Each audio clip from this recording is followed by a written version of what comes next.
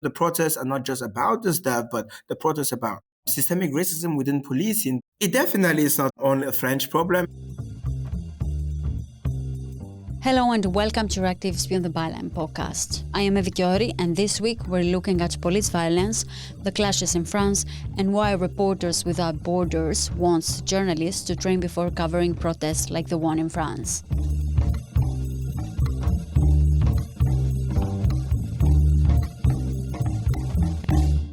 France has been burning for the past week.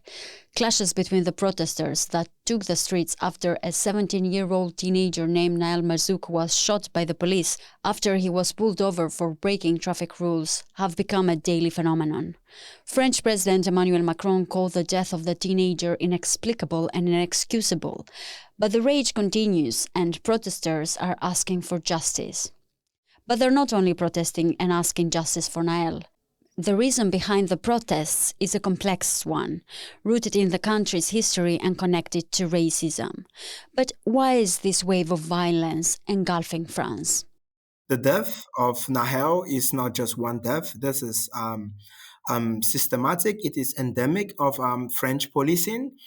In fact, in 2021, human rights organizations in France, which included Amnesty, Open Society, and Human Rights Watch, filed a class action case against the French police, accusing them of systemic discrimination against people of Black and African descent. Emmanuel Lacheri is policy and advocacy advisor at the European Network Against Racism. We know in 2016 as well, a French high court had held that three Black people who were stopped, that this was based on racial profiling. Racial profiling is considered to be a widespread form of discrimination that violates human rights. It refers to the use of violence by police, law enforcement, or border guards based on race, ethnicity, religion, or national origin, rather than individual behavior or objective evidence. We know Black and North African people are 20 times more likely to be stopped by the police than white people in France. So it is really important that we understand the racial component of this murder, and that racism is a structural reason why this happens. And I think a lot of the frustration in France, which is leading to the protests, is because people feel that 18 years on from the protests in 2005, not much has changed. Despite talks of reforms by successive French politicians, there is still widespread systemic racism within French policing. And how will things change when police officials and unions refuse to admit the systemic racial profiling in their policing? And all you need to do is read statements by French police unions following the death of Nahel, referring to protesters as vermin, as savage hordes that need to be put down. And we also need to bear in mind and recognize the brutality of the French policing, which often is denied by these unions and by some far-right politicians. This is not just about racist police violence, but it is also about a problem of racism in French society in general, and the exclusion of racialized people who live in the banlieues and who feel that they have not been given fair access to education, to jobs, to social mobility, and to better living conditions. So the death of Nahel is, in many ways, is the last straw on the camel's back. And so the protests are not just about this death, but the protests about systemic racism, but also systemic racism within policing, but also systemic racism within French society, which so far has not been recognized. Now, there is an ongoing debate around the 2017 law that expanded the circumstances under which traffic police can use lethal force against fleeing motorists. Police unions supported this change, but concerns were raised about the interpretation of the rules, leading to confusion. The left-wing Noobs Alliance demands a repeal of this law, arguing that it has been seen as a license to kill by some police officers. Although the data on police shootings is limited, it suggests an increase in fatal shootings of drivers since the law's implementation. Police unions advocate for the law's necessity, but propose additional firearms training instead.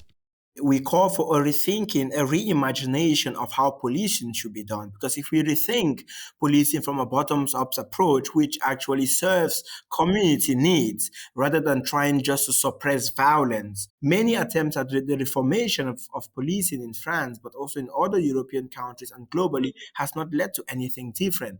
Because the issues are structural. The issues are actually fundamental to how we understand policing should be, which in many ways is about suppressing violence, it's about fighting crime. Police brutality and violence have become pressing issues not only in France, but also across various European countries.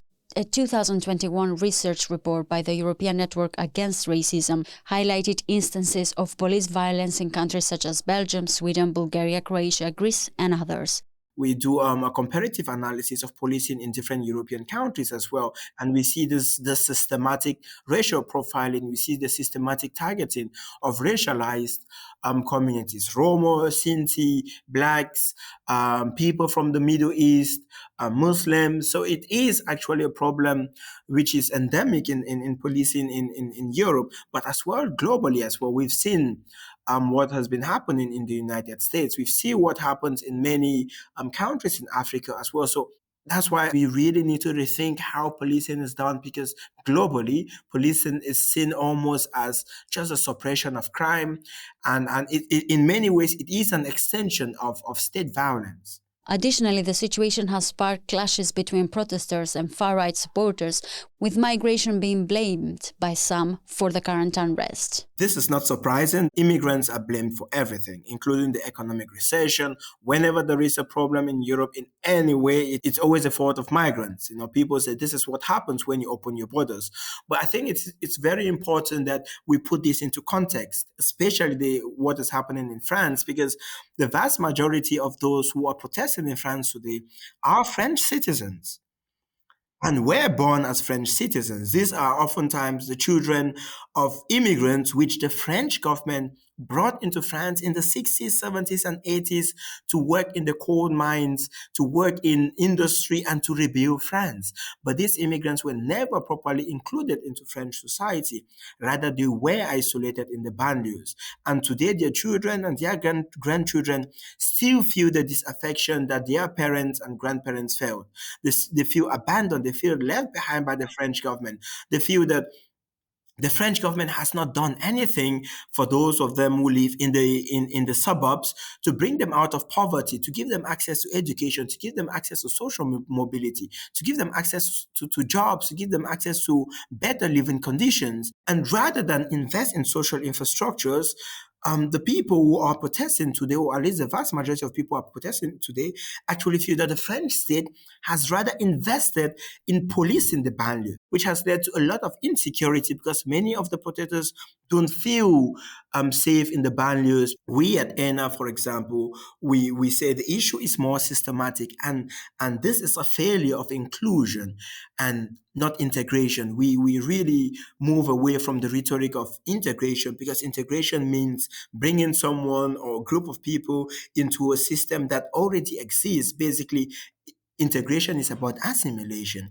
but inclusion is about creating an environment that values and respects all persons regardless of their differences. At the same time, two fundraising campaigns were set up, one to support the teen's mother and the other one for the family of the police officer who shot him. By the time this podcast was recorded, the fundraiser for the police officer had raised a final total of more than 1.6 million euros, while the one for Nahel's family had topped 400,000 euros. More than 85,000 people had donated to support the police officer, while just over 21,000 had donated to support Nahel's family. And these numbers are constantly changing. It is really a shock to me as a person, but I think that it should be a shock to the collective ecosystem. And also mind you that this fund was created by Jean Messia, who is a far-right politician who has very close ties to Marine Le Pen and to Éric Zemmour. French lawmakers have criticized the fundraisers and questioned the motives of the organizers. Everyone can express their feelings and contribute to a fund, but I think in this case, that it doesn't go in the direction of appeasement, Justice Minister Eric Dupont-Moretti said in an interview.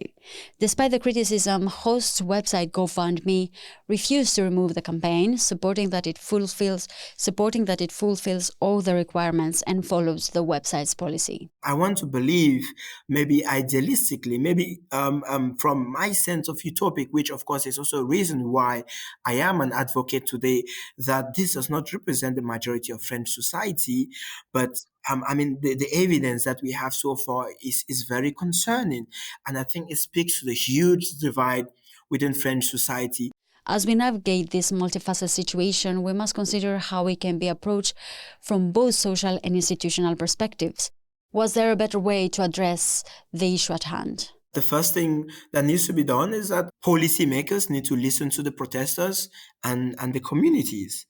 The French government needs to take immediate action to address these concerns, or the concerns that have been raised by many civil society organizations, by human rights groups regarding the impunity and the racialized policing in France, but also about the wider issue of racism in French society, which needs to be dealt with via the educational system, via social programs, as well within the police institution. There is a need for an independent investigation body that would investigate the murder of Nahel in order to rebuild trust, because many people don't trust that anything is going to come out of this. There's been many other instances in the past where I don't think that any police officer in France has been jailed based on a killing that is racist.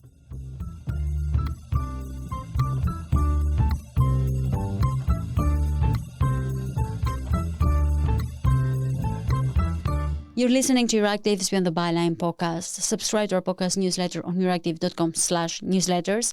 And if you want to expand your knowledge in other fields, you can listen to our tech, agri-food, and health podcast.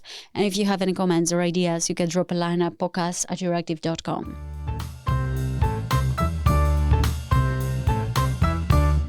And from a different perspective, at the forefront of these clashes are reporters and photojournalists who endure violence from both the police and the protesters.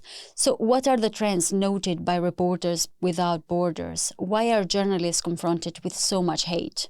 As per what we've seen in the past few days, it's obvious that journalists who witness by covering the violence, by writing, by filming, by taking pictures, are seen as a witness that can put in danger those committing these crimes in the suburbs. Paulina Desmevel is spokesperson and editor-in-chief for Reporters Without Borders. Most of the time, the reason why journalists are attacked is also because they film and they can testify with their reports what's happening and what kind of disorder the youth is doing in these suburbs of the French cities.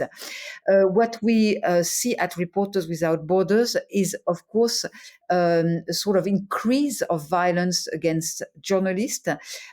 In the past years, we've seen different movements. This one is the most dangerous one. What we've seen in recent years at Reporters Without Borders is an increase of violence also from politicians and from the speech of politicians allowing themselves to attack verbally the journalist. And we noticed that each time a politician, whether he was from the right or from the left or from the very, very left, each time a politician was attacking journalists or the media or their editorial line, there was a consequence in the field a few days after, with supporters of this politician attacking physically the journalists. So we, at Reporters Without Borders, we also condemned this movement.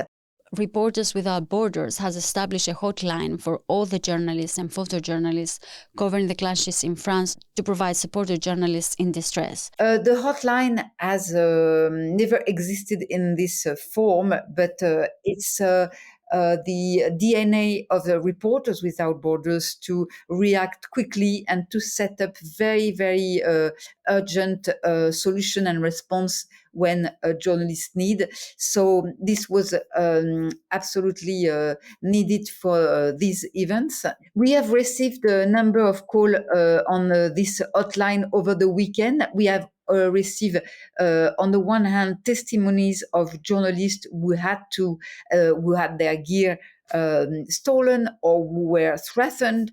Another initiative taken by RSF is the proposal of training of journalists on how to cover clashes on site. The coverage of violence in the suburbs and the coverage of the suburbs of big cities in France have become extremely unsafe in the past years. What is obvious is that journalists have to be trained, whether they are physically attacked or threatened. They have to be trained so they are able to cover the field in their country with no such fear like we saw these past few days. I am Eva Chiori, and this was Euractiv's Beyond the Byline podcast.